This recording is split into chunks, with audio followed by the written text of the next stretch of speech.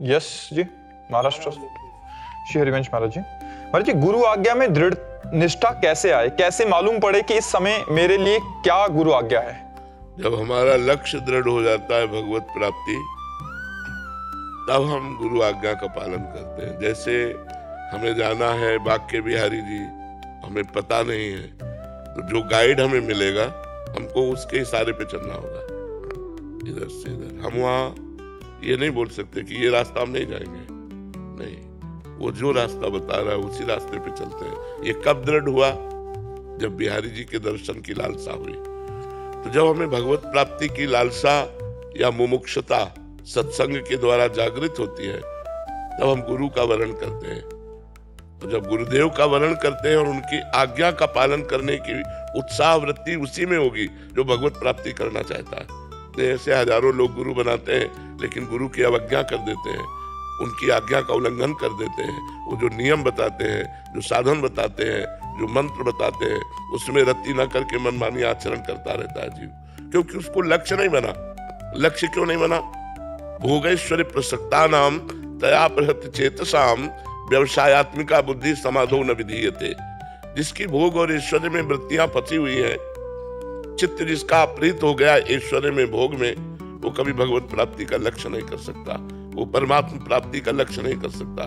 तो जो साधक सत्संग के द्वारा असत आचरणों का त्याग करके सत आचरण पे चलता है और गुरुदेव की आज्ञा का पालन करता है, वो भगवत प्राप्ति करता है। इसलिए भगवत प्राप्ति लक्ष्य वाला साधक अपने गुरुदेव की प्रत्येक आज्ञा का पालन करता है, और जब गुरुदेव की आज्ञा का पालन करता है तो उससे भगवत तत्व का अनुभव होने लगता है। जैसे जैसे अनुभव होता है वैसे वैसे गुरु चरणों में न्यौछावर होता चला जाता है। जैसे जैसे भगवत आनंद की अनुभूति होती है वैसे वैसे लगता है बलिहारी गुरुदेव बलिहारी, अगर आप कृपा ना करते तो मैं इस आनंद को कभी प्राप्त ही नहीं कर पाता। इसलिए गुरु चरणों में तन मन प्राण से न्यौछावर हो जाता है। समझ पा रहे हैं आप?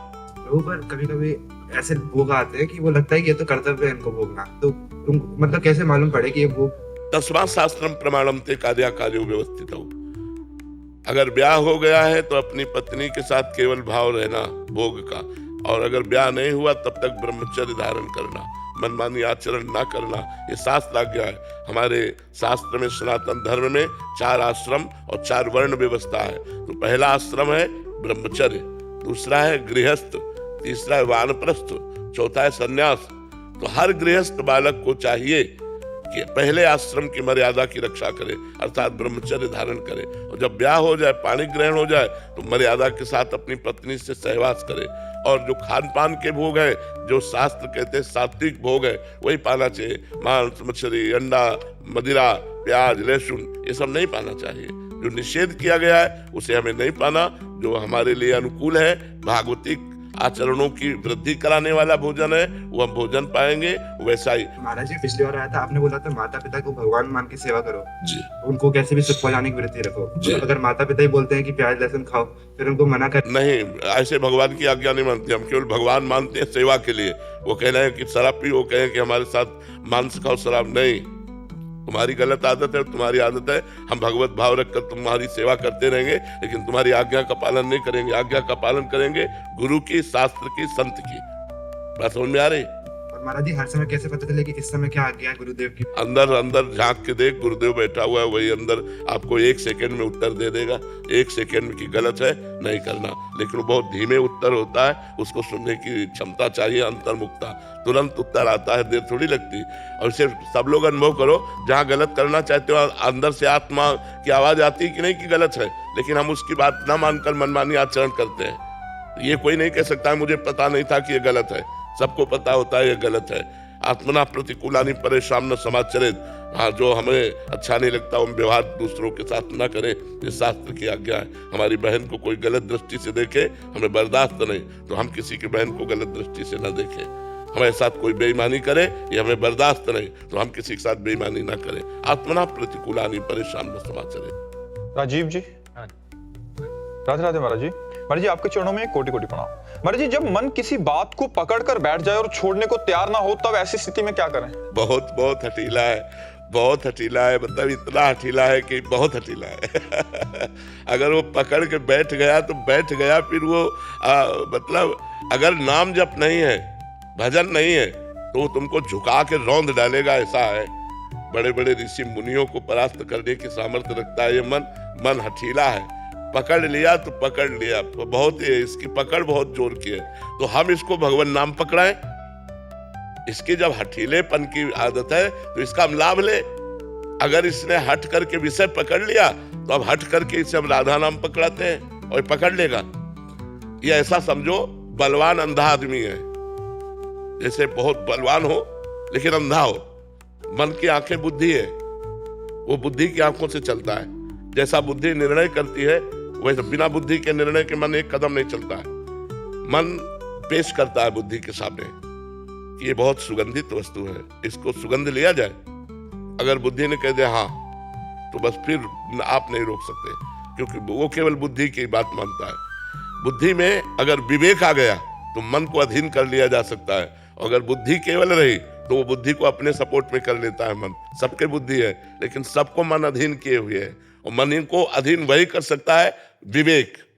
बिन सत्संग विवेक न होई, राम कृपा बिन सुलभ न सोई। भगवान की कृपा से सत्संग मिलता है और सत्संग से विवेक जागृत होता है, और विवेक से हम मन को अपने अधीन कर सकते हैं। तो खूब नाम जप कीजिए। साधन को हरि भजन है, कै सत्संग सहाय। मन तो चंचल सबनते, या को कौन उपाय। बोले साधन को हरि भजन है, कै सत्संग सहाय। मुख्य साधना तो नाम जप है। खूब भगवान नाम स्मरण करो, और सहायक साधना सत्संग है। अगर हमें सत्संग मिलता रहा संतों का और भगवान नाम जब चलता रहा तो हठीले मन को हम भगवान में लगा सकते हैं। और ये जब भगवान की तरफ लग जाता है तो इसका स्वभाव है, जो पकड़ लेता है छोड़ता नहीं, तो बस पकड़ लिया। अब जैसे हम लोगों ने इसको पकड़ाया, हम आपसे बात कर रहे हैं, लेकिन जो हमारा चलने वाला है ना वो चल रहा है। जैसे आप हमारी बात सुन रहे हो लेकिन कुछ चल रहा है अंदर, ऐसे हमारे वो चल रहा है जो चलाना चाहिए।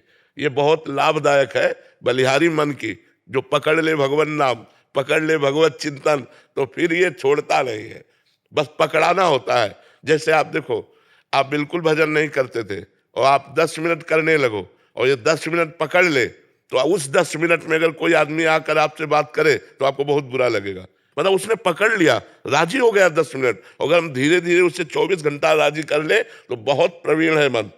वो बात करते, चलते फिरते, उठते बैठते, खाते पीते, काम करते, हर समय भगवत चिंतन बना रहता है। और जिसका हर समय भगवत चिंतन बना रहता है वो मुक्त पुरुष हो जाता है। यस स्मरण मात्रेण जन्म संसार बंधनात् विमुच्यते नमस्तस्मै विष्णुवे प्रभु विष्णुवे। जिनका स्मरण मात्र जन्म संसार के चक्र का नाश कर देता है। अहो बच्चो पचतो गरीयान यज्जिभ्याग्ये वर्तते नाम तुभ्यम। तुभ्यम नाम, आपका नाम जिसकी जिह्वा पे है वो चांडाल भी सर्वश्रेष्ठ हो जाता है। कुत्ते का मांस खाने वाले को चांडाल कहते हैं, वो चांडाल भी सर्वश्रेष्ठ हो जाता है जिसकी जिह्वा के अग्रभाग पर आपका नाम हो। तो नाम जप के देखो, नाम भगवान को अधीन कर लेता, फिर मन की क्या बात है। जितना नाम जप करोगे उतना ही मन पर शासन कर पाओगे। नहीं, सब मन के गुलाम है, सब मन के चेला है। सच्चा गुरु वही जो मन को चेला बना ले। सच्चा गुरु वही जो मन को चेला बना ले। नहीं, मन के चेला सब है, मन के चेला है। जैसा मन कहा वैसा किया, ऐसा नहीं तस्मात् शास्त्रम प्रमाणम थे। जैसा शास्त्र कहता है वैसा मन चले, जैसा गुरु कहते हैं वैसा मन चले, वो कोई महापुरुष होता है।